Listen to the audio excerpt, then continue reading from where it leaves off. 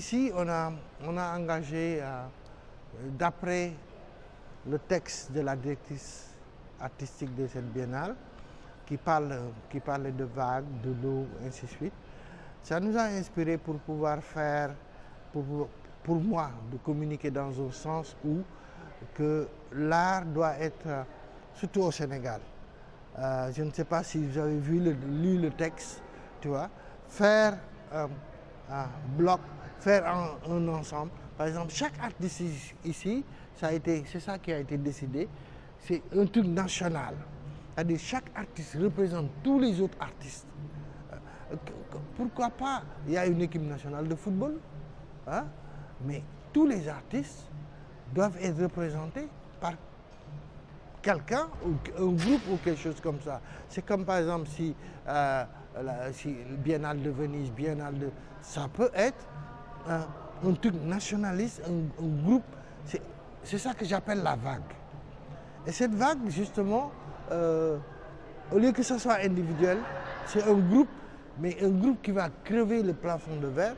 Ça fait que s'il crève le plafond de verre, il y aura énormément d'artistes qui vont représenter le Sénégal partout.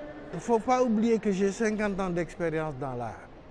Et à partir de ça, je connais un tout petit peu les artistes, je connais la nouvelle génération, ainsi de suite.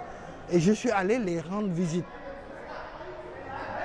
En les rendant visite, j'ai été très clair. Vous êtes présélectionnés, mais vous serez sélectionnés dans la pertinence. C'est l'œuvre que vous allez présenter qui va être sélectionnée. Chaque artiste est libre de choisir ce qu'il voulait vous dire, ce qu'il voulait faire. Mais on a pu remarquer que malgré que chacun était libre, sans pour autant se connaître, sans pour autant se rencontrer, il y a une cohésion extraordinaire dans cette exposition. Bon, je ne sais pas. Il y a une cohésion extraordinaire et pourtant chacun était dans son petit coin. Le seul lien, c'était moi. Et moi je parle jamais, je n'interviens jamais dans le travail.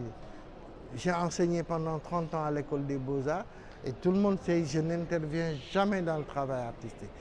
Quand il y a évolution, c'est bon. Ça avance, ça ne recule pas. Et c'est ça qui est important. Il faut que ça avance. Maintenant, je crois qu'il est grand temps que aussi les jeunes prennent les choses en main. Hein? Parce que les jeunes sont trop pressés. Bon, nous, on n'est pas pressés. Mais donc, prenez les rênes et foncez.